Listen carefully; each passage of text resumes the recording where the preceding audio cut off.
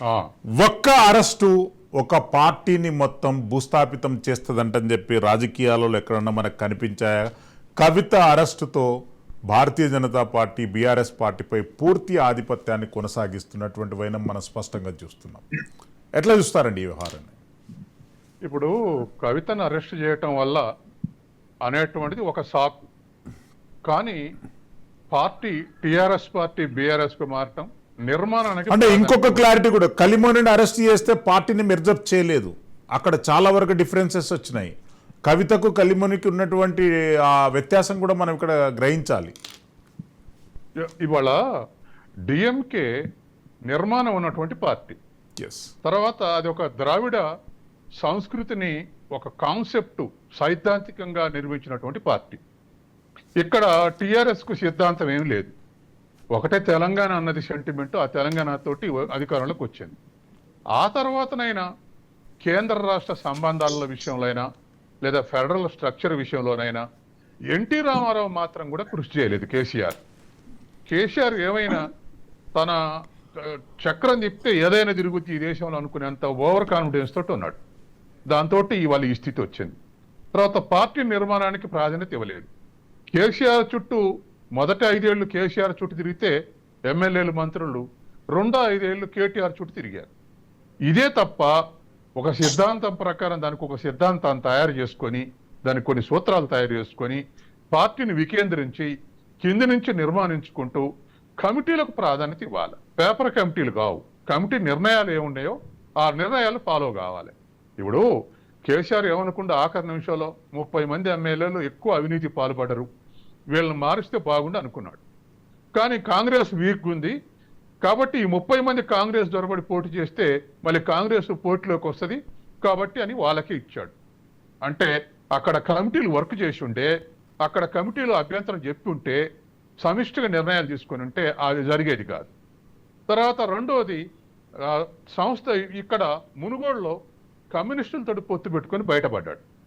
నాతోటి బీజేపీ నాయకులు చాలామంది మన డిబేట్స్కి వస్తూ చెప్పింది ఏంటంటే, ఈ బీఆర్ఎస్ కన్నా కమ్యూనిస్టులు ఎక్కువ అడ్డం తగిలారండి ఓళ్ళ మాకు అని చెప్పారు.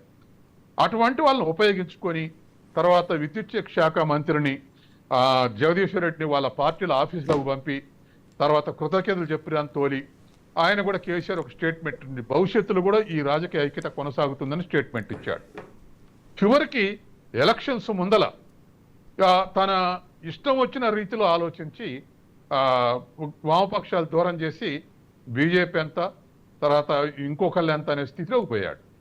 40 సీట్లు వచ్చినటువంటి వాళ్లకు వామపక్షాలు పొత్తుంటే ఓట్లు 4-5 ఏళ్ళు 3 ఏళ్ళు 4 ఏళ్ళు నియోజకవర్గానికి బెనిఫిట్ కావటమే కాదు, ఒక సమిష్టి స్ట్రగుల్. మొన్న ఆంధ్రప్రదేశ్లో 3 పార్టీలు ఏకమైతే ఎట్లా వచ్చిందో అటువంటి ఊపు వచ్చేది. కాబట్టి కేసీఆర్కు సమిష్టిగా నిర్ణయించడు, సమిష్టిగా చర్చించడు, ఎదుటి అభిప్రాయాలను కన్సిడర్ చేయడు, ఎదుటోళ్ళ అభిప్రాయాలను తీసుకొని నిర్ణయాలు తీసుకున్నట్టుగా మనకి ఎక్కడ అవుపడదు. తన నిర్ణయాలే ఎదుటోళ్ళు యాక్సెప్ట్ చేయాలి, తన నిర్ణయాలే మంత్రులు యాక్సెప్ట్ చేయాలి.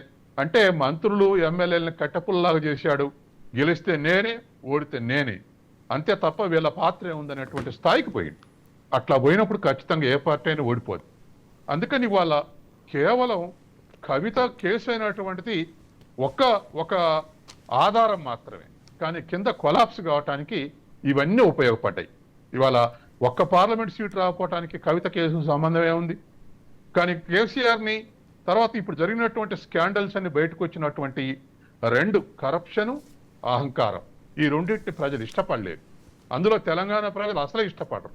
ఎందుకంటే తెలంగాణ ప్రజలకు వ్యక్తిత్వం ఎక్కువ, తర్వాత రెండవది ఆత్మస్థైర్యం ఎక్కువ. ఈ రెండింటితోటి ఇవాళ ఇక్కడ కులాలున్న ఎలక్షన్లు పోయే వరకల్లా, ఎలక్షన్ దగ్గర పోయే వరకల్లా కులాలు డిసప్పియర్ అవుతాయి, వాళ్ళ పాత్ర ఏమి లేకుండా పోద్ది.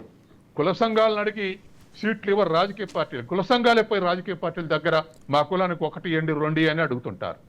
తర్వాత గెలుపోవటంలో కూడా అది కూడా పాత్ర వహించడు. చివరికి సైద్ధాంతిక వర్గపోరే ప్రధాన పాత్ర వహిస్తుంది.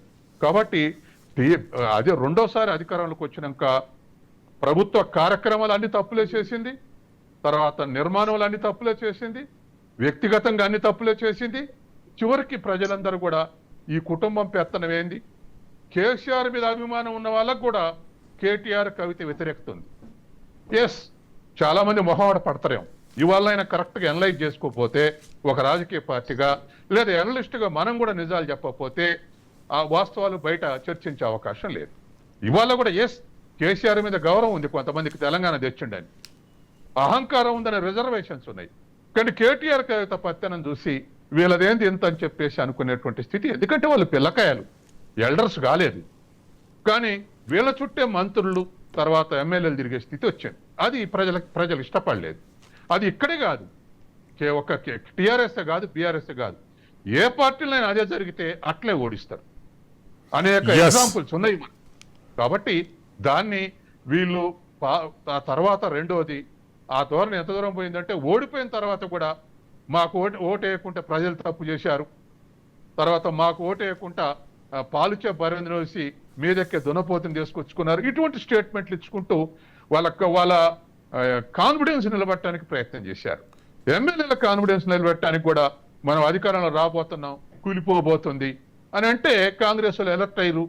64 ఉన్నాయి, ఇల్లు ఎవడైనా ఒక మంత్రి 5-6 తీసుకొని పోతాడేమన్న అనుమానంతో ఇంకో 10 మందిని లాక్కున్నారు. ఇప్పుడు ఆ స్టేట్మెంట్ కూడా వ్యాలిడిటీ ఉండదు రేపు రాబోయే ఎన్నికల్లో. బీజేపీ అనలే మేము ఈ ప్రభుత్వాన్ని గులుస్తాం అనలే. సంజయ్ చెప్పిండు, బండి సంజయ్, మాకు 5 ఏళ్ల తర్వాత అధికారానికి వచ్చేటువంటి ప్రయత్నం చేస్తాం తప్ప ఇప్పుడు మాకు అధికారం రావాలంటే ఇష్టం లేదని కూడా చెప్పాడు. కానీ వీళ్ళు ఓవర్ స్టేట్మెంట్స్, ఎగ్జాగరేషన్ స్టేట్మెంట్స్ ఇచ్చి ప్రజల్లో నవ్వుల పాలయ్యారు.